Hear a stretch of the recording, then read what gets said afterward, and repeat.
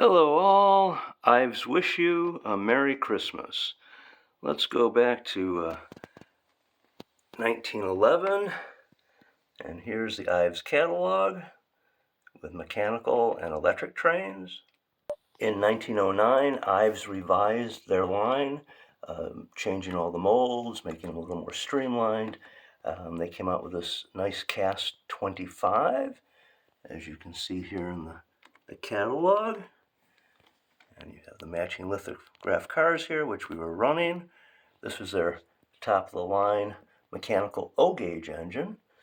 I was fortunate to be able to be given this when I was 12 years old, along with the cars and the original box. 1909, Ives also updated their 1-gauge number 40, their top-of-the-line engine here. Again, very similar to the 25 in shape and design. You can see that here in the catalog, along with the little 41. So again, a little more streamlined than the early one, with the separate nickel domes. Quite nice.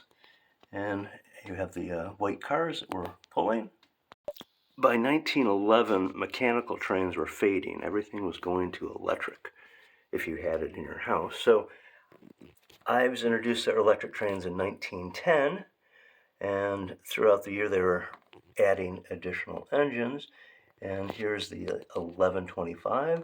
Again, basically tweaking the mold of the 25, adding an electric motor, making a little wider back here for the motor to fit in. And that was their top-of-the-line electric engine here in 1911.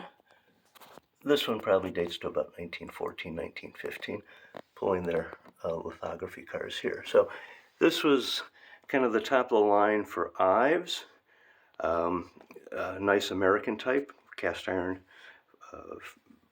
body, and pulling lithograph cars. And they did a nice rendition here, so we'll run them one more time. And again, Ives wish you a Merry Christmas. Thank you very much.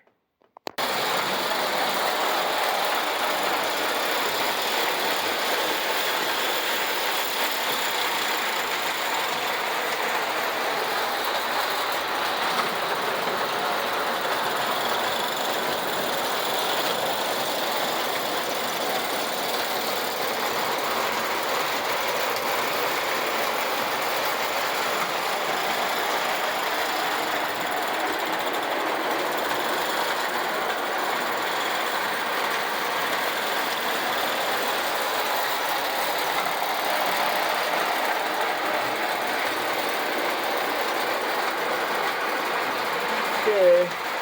Merry Christmas, everyone.